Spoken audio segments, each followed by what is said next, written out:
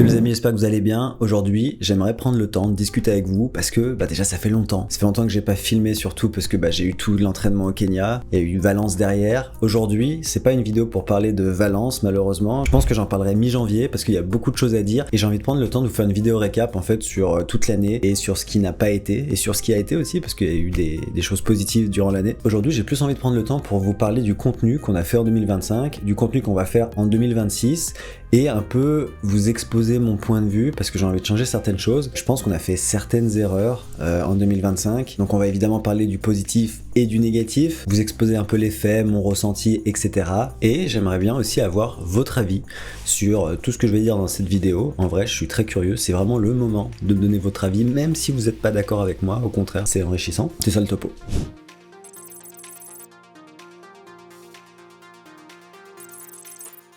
Bon, déjà, on va commencer par quelques chiffres. En 2025, on a fait 4,5 millions de vues. C'est plus 26% sur 2024. Et en soi, c'est super. Enfin, je trouve ça dingue.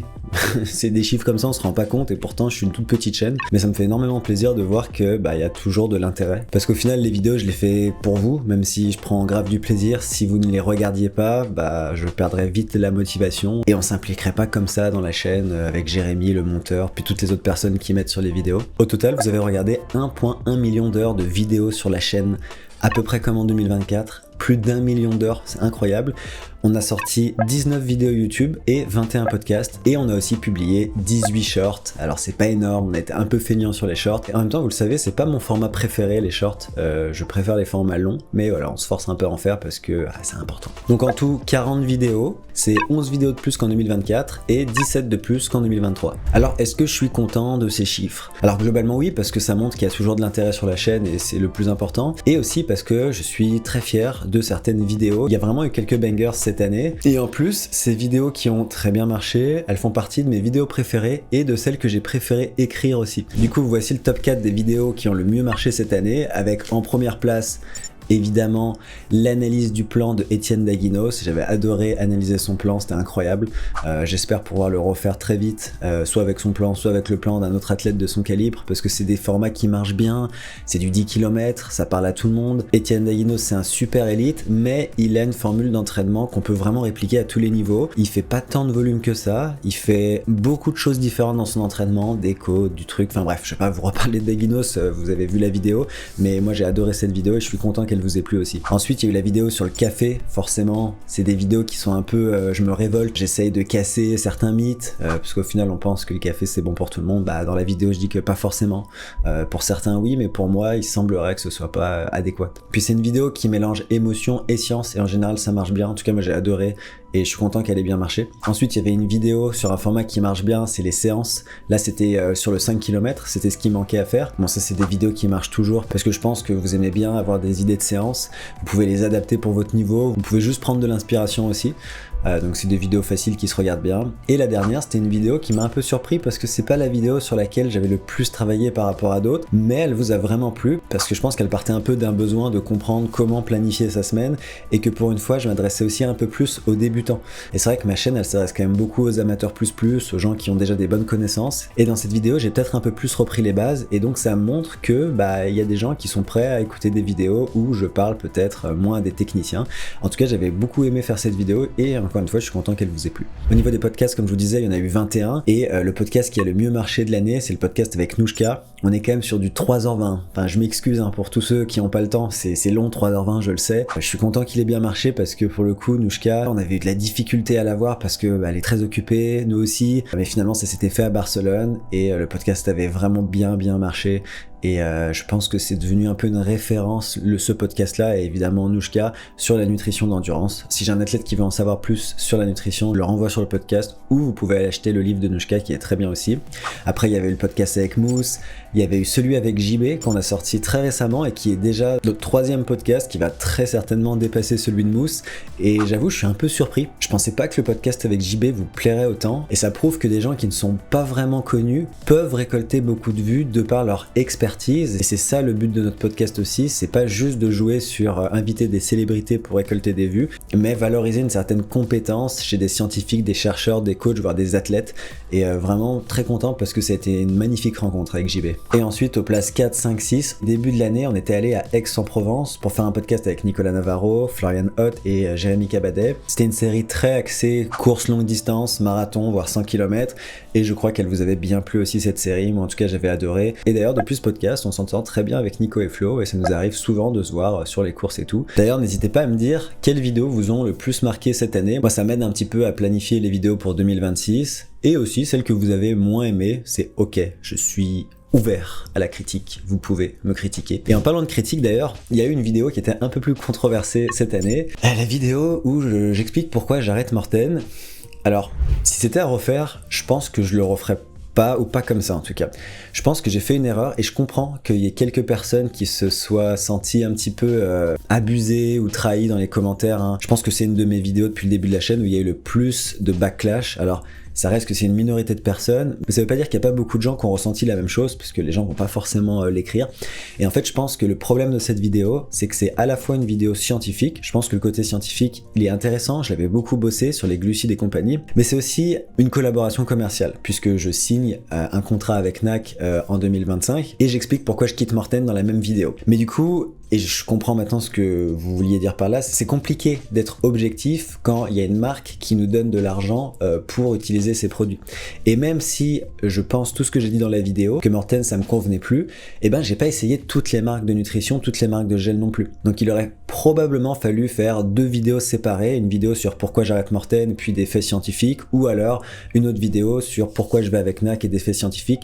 Mais là, je pense que j'ai mélangé 2 domaines qui n'auraient pas dû l'être, et je comprends que certains aient pu se sentir un petit peu abusé entre guillemets, donc je m'excuse pour ça, c'est pas un truc que je referai. Cette année j'ai aussi plus testé des formats vidéo terrain. Alors ce type de format c'est rare qu'il explose en termes de vues, le Semi de Paris ça a quand même bien marché, mais sinon on est plus autour des 40, 50, allez maximum 60 000, mais moi c'est un format que j'ai bien aimé expérimenter un peu plus parce que c'est pas celui dans lequel je suis le plus à l'aise. Ça reste que c'est très différent du fast cam, il n'y a pas de script, c'est un petit peu plus un format vlog, c'est moins mon truc, mais je suis content d'avoir essayé, et je pense qu'il y a certaines vidéos qui vous ont plu.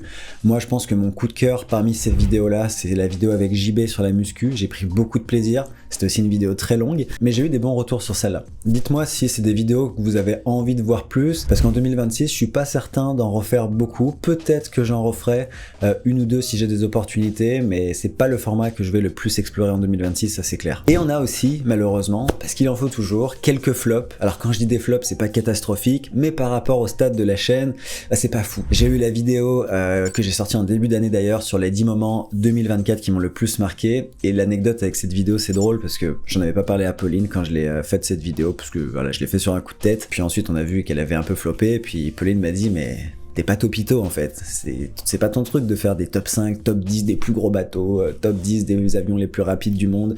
Ça c'était la trend un petit peu dans les années 2000-2010, mais aujourd'hui bon il y en a encore un peu, mais ouais, c'est pas mon identité sur ma chaîne de faire ça. Je l'ai fait parce que je trouvais ça rigolo, mais les chiffres montrent que c'est pas le format que je vais le plus grinder cette année. Ensuite, il y a eu 2 podcasts qui ont un peu moins bien marché, mais ça arrive, hein, et puis je vais vous expliquer pourquoi après, avec Nico Daru et François Chiron. C'est des podcasts que j'ai bien aimés, mais en même temps, je dis ça pour tous les podcasts. Donc je pense qu'on apprend des contenus qui marchent moins bien. Ça veut pas dire qu'il faut pas les faire. Les vues, c'est pas ce qui importe le plus, mais comme je vous disais, quand on fait des vidéos, le but c'est de le faire pour un grand nombre de personnes parce que c'est beaucoup de travail. Donc quand des vidéos marchent moins, bah forcément c'est des formats sur lesquels on va moins aller par la suite. Donc oui, cette année globalement je suis content parce qu'on a tenté une approche un peu plus quantité, en faisant plus de vidéos sur l'année. Et là je parle autant des vidéos YouTube classiques que des formats podcast. On n'a jamais autant publié, on a fait plus du double de podcasts par rapport à 2024. On a aussi testé plein de formats différents, en gros on a appris.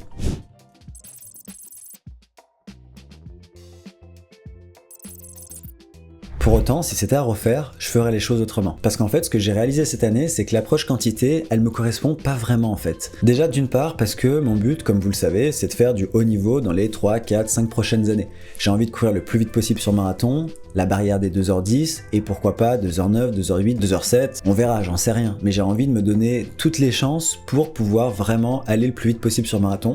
Pourquoi pas un jour faire une équipe nationale? On verra si c'est possible, en tout cas c'est mon but. Mais en fait cette approche quantité, elle résonne pas avec ma personnalité. En fait, ça colle pas. Moi, ce que je préfère, c'est passer du temps sur le script d'une vidéo, faire vraiment des recherches approfondies, creuser le sujet. C'est là que je prends le plus de plaisir parce qu'en fait, je me rends compte que je ne connais rien. Tu vois, par exemple, sur le café, au début, je me suis dit, cette vidéo va me prendre 2 heures à écrire et je crois que j'ai passé 15 heures dessus parce que j'ai dû lire des dizaines d'études scientifiques, j'ai regardé des podcasts sur le café, enfin bref, à chaque fois je fais un peu des mini-enquêtes, des investigations et ça prend du temps. Ça prend 10, 20, 30 heures par vidéo et le montage de ce genre de vidéo aussi, fait par Jérémy, va prendre aussi plus de temps. Et en plus, ces vidéos sur lesquelles je fais beaucoup plus de recherches, je passe beaucoup plus de temps, c'est aussi des vidéos qui vont beaucoup mieux marcher. Elles sont plus abouties, ça va plus loin, c'est des choses qu'on a moins entendues ailleurs et forcément, vous les préférez. Et c'est aussi avec ces vidéos que j'ai le plus fort sentiment d'accomplissement parce que je me sens fier du produit abouti tout simplement. Donc en gros en 2025 on s'est rendu compte avec Jérém puis avec les autres qui bossent avec nous sur les vidéos que sortir des vidéos vraiment quali, vraiment abouties sur lesquelles on a beaucoup bossé avec Jérém, c'est clairement ce qui nous motive le plus. Et concernant le podcast, c'est un peu pareil. J'ai réalisé cette année que sortir autant d'épisodes c'était pas une bonne idée pour notre format.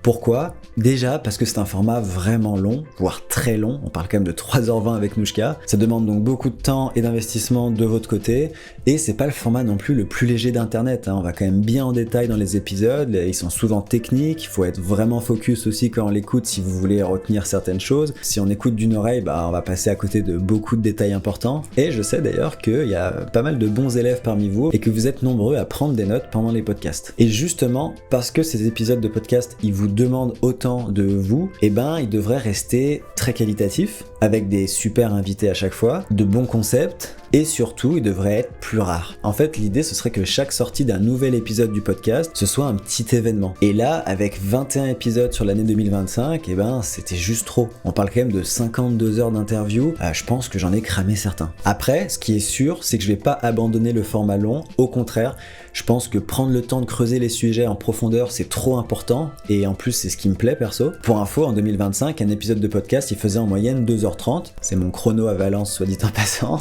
et même si ça va un peu à l'encontre des tendances actuelles où on est de plus en plus dans la consommation de formats courts voire très très courts avec les réels, les shorts, les TikTok etc. Je pense justement que c'est pour ça que c'est encore plus important de faire des formats longs, c'est un peu comme faire de la résistance pour un petit peu aller à l'encontre de nos capacités d'attention qui sont de plus en plus réduites je pense. Donc tout ceci étant dit, 2026, l'objectif, c'est de passer de la quantité à la qualité. On va dire qu'on applique un peu l'approche d'Étienne Daguinos, mais appliquée à YouTube. Donc ça veut dire quoi ? Ça veut dire un épisode de podcast par mois maximum. Donc sur 2026, on sera entre 10 et 12 épisodes de podcast, pas plus. Donc c'est 2 fois moins qu'en 2025. Une grosse vidéo YouTube par mois, donc les formats analyse de plan avec Étienne, le café, etc. Ça, on en aura une par mois qui sera très travaillée. Le but, c'est de passer un cran au-dessus quand même en termes de qualité de production, de script, etc. J'ai envie vraiment de vous proposer des vidéos qui peuvent amener des émotions fortes ou des idées intéressantes pour votre entraînement ou bref quelque chose de fort à chaque fois et pas juste une vidéo de plus. Peut-être, je dis bien peut-être que des fois il y aura des petits extras en mode FAQ, une petite vidéo terrain et tout, mais vraiment c'est pas sûr. Notre but déjà c'est de faire 2 vidéos par mois, un podcast, une vidéo YouTube et de les faire bien. Voilà, je pense que j'ai fait le tour au niveau du contenu. Je tenais à vous partager ça, c'était important pour moi parce que c'est vous qui allez consommer le contenu. Et comme je vous disais, je suis ouvert aux commentaires. Si vous avez des idées, alors pour des idées de vidéos, vous pouvez y aller, mais on sait à peu près ce qu'on va faire en 2026. On a quasiment toutes les idées et je pense que vous n'allez pas être déçus. Il y a vraiment des bons concepts. Et voilà, je voulais vous dire tout ça pour que vous sachiez à quoi vous attendre en 2026. En attendant, n'hésitez pas à partager votre avis en commentaire.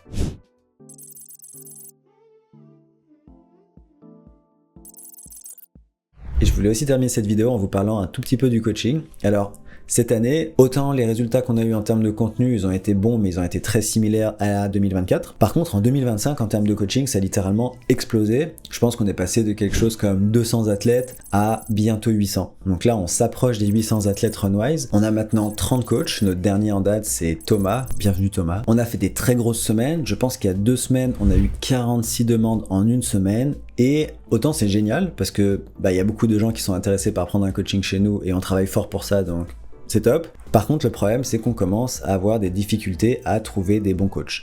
Parce que oui, on pourrait prendre, entre guillemets, n'importe quel coach et du coup, on pourrait satisfaire toutes les demandes, mais c'est pas du tout notre but et on essaye d'être de plus en plus exigeant sur le recrutement des coachs. Alors, pour vous donner un exemple, on avait lancé une campagne de recrutement il y a plusieurs mois et on avait eu 60 candidatures de coachs. Super. De ces 60 candidatures, on en a pris juste un, qui est Thomas, du coup. Tout ça pour dire que c'est de plus en plus compliqué de trouver des bons coachs, parce que on en a déjà 30, donc il y a de moins en moins de coachs sur le marché, mais théoriquement, il y en a quand même des milliers. Pour avoir parlé avec Nolio, je sais qu'il y a des milliers de coachs qui utilisent Nolio, donc voilà. Mais la plupart des coachs ont probablement envie de travailler à leur compte, ou alors ils sont pas au courant qu'on recrute des coachs, mais s'ils sont pas au courant, ça veut dire qu'ils consomment pas notre contenu, et du coup c'est plus compliqué d'être en phase au niveau de la philosophie d'entraînement. Donc c'est un petit peu ça notre défi aujourd'hui, on est plus dans un problème de trouver des très bons coachs et les former, parce que c'est ça qui prend du temps. Et du coup en 2026, on a le projet de créer une formation pour les coachs. Je sais pas si on aura le temps de le faire en 2026, à mon avis c'est un projet qui va s'étaler sur 1 ou 2 ans, mais on s'est dit ok, on galère à trouver des coachs, va falloir qu'on les forme nous-mêmes, un peu comme avoir un petit centre de recrutement comme dans un club de foot qui forme ses propres recrues, sauf que là j'espère qu'après ils partiront pas dans un autre club, mais normalement ça devrait aller. Donc ça c'est pour le coaching. Et il y a aussi les formules de coaching qui vont évoluer, on essaye de réfléchir à des nouvelles offres, il y aura toujours 3 offres, mais vous allez voir que ça va être beaucoup plus polarisé en termes de propositions. On va essayer de proposer une offre qui est beaucoup plus premium, dans laquelle il va y avoir des trucs vraiment intéressants, j'en dis pas plus parce qu'on n'a pas terminé de bosser dessus, et on va aussi continuer de développer notre dashboard. C'est une interface qu'on a développée en 2025, on a déjà investi je pense un bon 15-20 000 euros dedans, on en est très content. Ça permet de collecter des dizaines d'informations sur nos athlètes pour mieux les coacher, et aujourd'hui on peut voir tous les résultats aussi de l'équipe Runwise, on peut voir les événements, bref, c'est une vraie interface qu'on veut faire évoluer, et à terme on aimerait qu'elle nous permette d'analyser l'entraînement d'athlètes qui sont pas chez Runwise et qui voudraient avoir des conseils comme ça en one shot sans prendre nécessairement un coaching mensuel. En 2026, on va aussi continuer de proposer un vrai agenda de conférences mensuelles comme on a fait un petit peu cette année, mais là on va aller encore plus loin pour en proposer plus, donc ce sera presque une par mois, sauf 3 ou 4 fois dans l'année, où là ce sera vraiment des conférences faites par mois, et on va aborder des sujets de nutrition, de sommeil, de physiologie, avec des scientifiques, avec des experts, des témoignages d'athlètes de haut niveau aussi. On va avoir Charles Philibert qui va faire un témoignage de fin de carrière, parce qu'il vient de prendre sa retraite justement, sur les leçons, etc. Notre but, c'est de vous faire profiter de notre réseau, et de vous amener des experts, des scientifiques, des coachs, des athlètes, etc. pour venir parler une bonne heure devant vous, une fois par mois. Donc on va essayer de vous trouver des invités de qualité. Évidemment, c'est juste pour ceux qui bénéficient d'un coaching, mais c'était pour que vous le sachiez, qu'on essayait vraiment de se bouger les fesses pour vous trouver des invités intéressants. Et aussi, on va continuer d'inventer de nouvelles séances pour nos athlètes, parce qu'on s'est rendu compte que c'était une des raisons pourquoi les gens aimaient le coaching Runwise, c'est parce qu'on se creuse beaucoup la tête pour trouver des séances qui sont amusantes. On essaie d'éviter les 10x400, les 10x1000, même si de temps en temps ça peut être intéressant. En fait, notre but, c'est juste que vous progressiez tout en prenant un maximum de plaisir à l'entraînement, et on pense que c'est possible à tous les niveaux. Même pour Manon que je coach qui a un niveau élite, ou pour moi, c'est possible de faire des séances qui sont totalement amusantes, et on souffre, et on s'amuse, et du coup c'est plus facile. Bref. Donc voilà, c'est tout ce que j'avais à vous dire aujourd'hui. N'hésitez pas à me donner votre avis. La suite, c'est que je vous poste ma vidéo mi-janvier sur mon récap de Valence et de la saison, et le premier podcast sera fin janvier. Je vous souhaite des belles fêtes, une bonne année, et nous on se dit en 2026, ciao les machines.